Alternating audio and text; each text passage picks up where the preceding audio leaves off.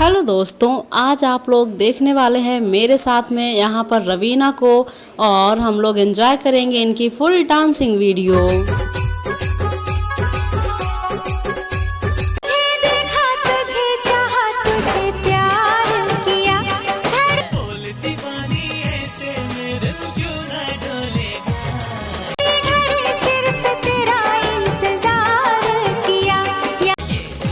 जादू है सर चढ़कर बोलेगा। और ये रहे वो कमेंट्स जो रवीना के लिए किए गए थे।